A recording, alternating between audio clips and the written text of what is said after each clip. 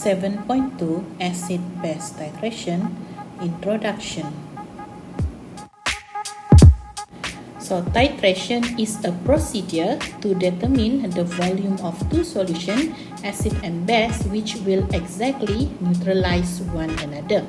So, by using the standard solution, we can determine the concentration of another solution.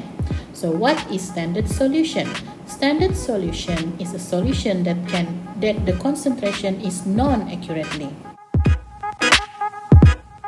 So as you know, this is the titration apparatus that we use during the acid-base titration. So this burette will contain the titrant, while this conical flask contains the solution to be titrated and also indicator.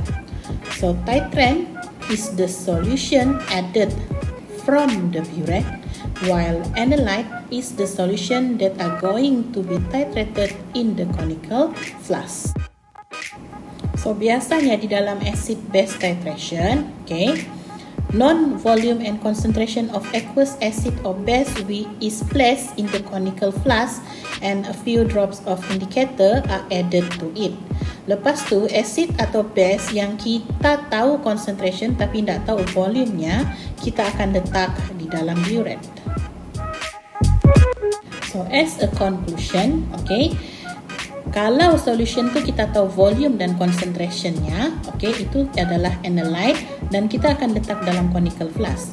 Tapi kalau solution tu kita tidak tahu volume tapi tahu concentration, ataupun kita tahu volume tak tahu concentration, itu kita panggil sebagai titrant dan kita letakkan dia di dalam burette. Next, mari kita tengok pula points during titration. So dia ada dua jenis points yang akan berlaku semasa titration. Yang pertama endpoint dan yang kedua equivalence point. So endpoint ini adalah point di mana indicator changes color. Sebagai contohnya kita ada phenolphthalein. So bila mana itu indikator berubah warna, itu kita panggil sebagai endpoint. Lepas tu equivalence point adalah point di mana amount of acid and base adalah exactly the same, yang mana it will neutralize each other. So at equivalence point, the number of mole OH minus and the number of mole H3O plus are equal, dan ini adalah apabila kita cakap neutralization itu adalah complete. So pada point ini, acid ataupun alkali tidak wujud. Now let's take a look at type of acid-base titration. So actually there are three types of acid-base titration. The first one is strong acid, strong base titration. The second one is strong acid, weak base titration. And then the third one, weak acid, strong base titration.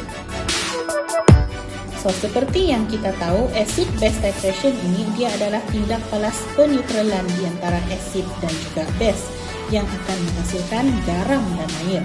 So kita tengok jenis titration yang pertama, strong base strong acid titration.